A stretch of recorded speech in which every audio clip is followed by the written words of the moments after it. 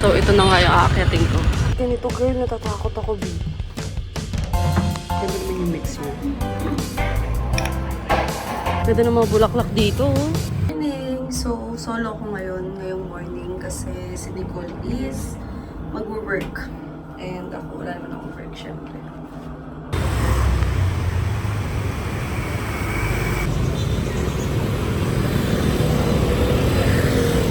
Sabi, kailangan expert ka dito kapag tatawid talaga.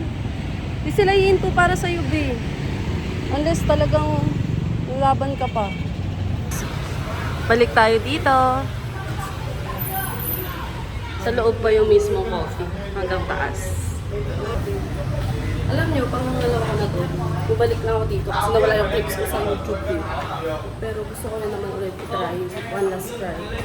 Sa coffee nila. And table for one. Pati pa yung tao kasi umaga pa eh. Yeah. Thank you. Kunin nila. Tapos, dito lang tayo po. Ito yung in-order ko. It's cocoa egg coffee. Cocoa lang pala. Wala siyang caffeine. And ice. Let's see.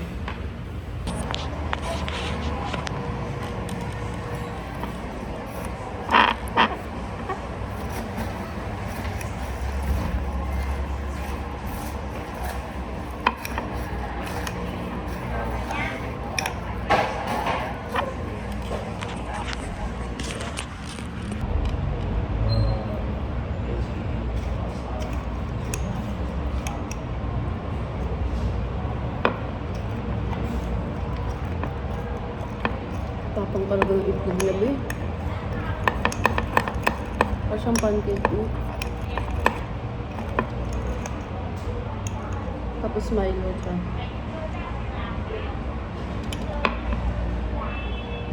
Mas masarap to kaysa sa coffee kasi Milo siya, kaya favorite ko siya. Coco lang kinay ko ngayon kasi baka makarami tayo ng kape today. Late na naman tayo matulog at flight ko later. Sarap siya. Pero lasa talaga siyang pancake mix. Pero maganda naman yung mix niya. Is baba na tayo kasi gusto ko mag-take ng coffee class. Egg coffee class. Sana mapagbigyan. Hindi ko alam kung iti-take ko yung egg class kasi tinataga nila ako. Ito private class daw ako. Kasi na makapag-book sa clue kasi mamaya flight ko na pa Korea. Let's see kung ano nangyayari. Itong isang coffee shop na sinadya sa amin ng local dito. Hindi ko pa siya natatry pero wala pa akong mahanapan ng time. B, ligaw-ligaw na ako, B, para mahanap yung yung pwedeng mag-aral ng coffee class. Stop natin. Kung tagkakasya. How much is this one? How much? Ganda ng mga bulaklak dito, oh. Fresh na fresh. Sa market lang to, guys. Diba? Look at the culture that they have here. Mga nakaupo lang, mga matatanda. Tapos, ayan, lagi sila naglalako gamit yung bike nila. Anyway, off ko na to. Pump! Ano kaya to? Oh, ang ganda. 350. Tapos 500. Ang init. Malapit na ako sa spa. Baka magpaspa na lang ako ng buhok kasi isa rin sa pangarap ko, magpa-scalp massage. So, ayun, update ko kayo. Ito na yung last spa na binook ko sa Klook. Tingnan natin kung maganda yung service nila, B. Ng tao, B. Massage tayo, guys. Thank you.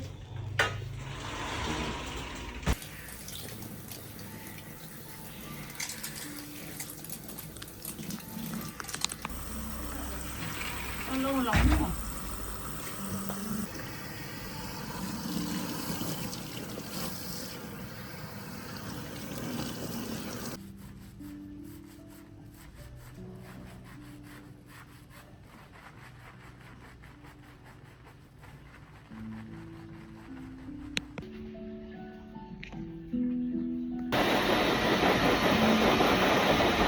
Grabe, ang sarap.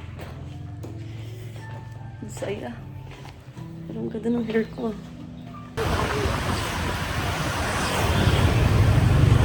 So, ito na nga yung aakyatin ko. Para makita yung buong Hanoi. Dito na tayo sa Lotte World. Ayun yung aakyatin ko. So, ang init. Medyo malayo na ako sa Old Quarter. Mga, let's say, 15 minutes drive. And, let's go. Pasok tayo. Yo!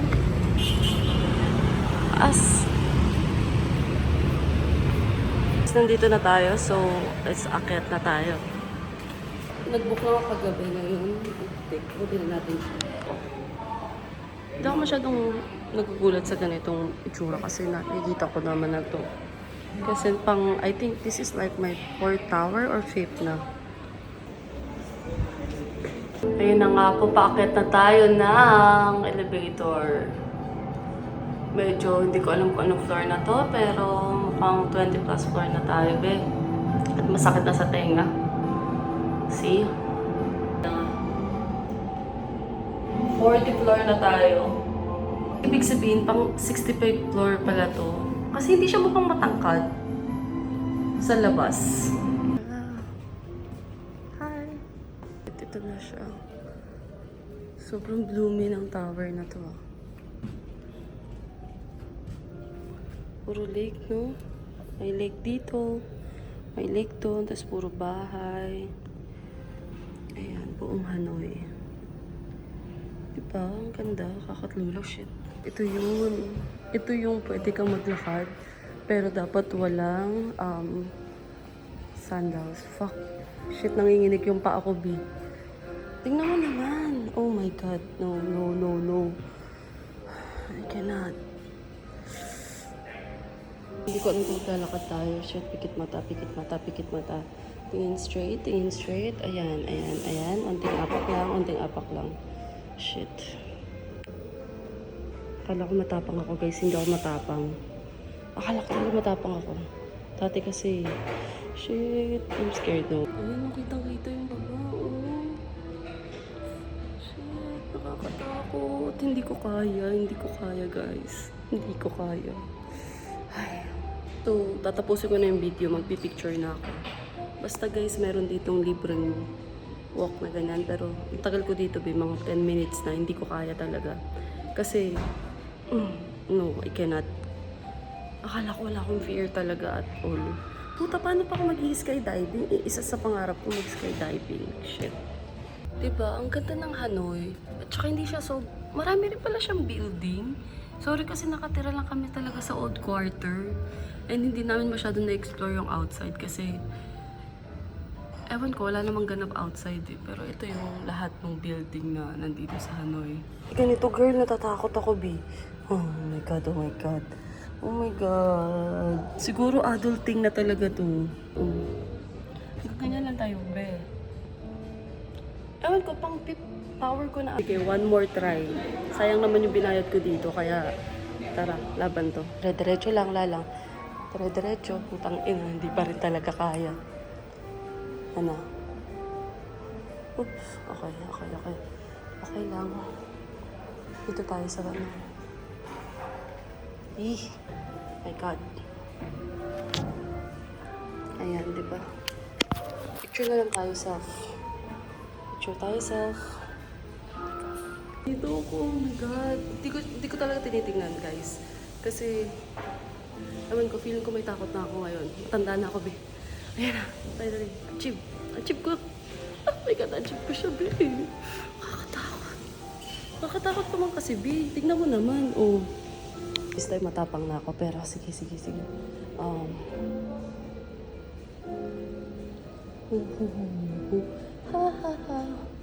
Diba? Tapos, smile. Ito pala yung tower dito sa Hanoi. Diba? Nakadalawang balik ako kasi pinatunayan ko matapang ako, guys. Nasa Hanoi ako ngayon. Outworld. Ayan. Hindi ko kailangan ng wings, be. Kaya ko to. Diba? Tingin ako ang baba. Hindi ako makatingin sa baba, be. So, diretso na tayo, ha?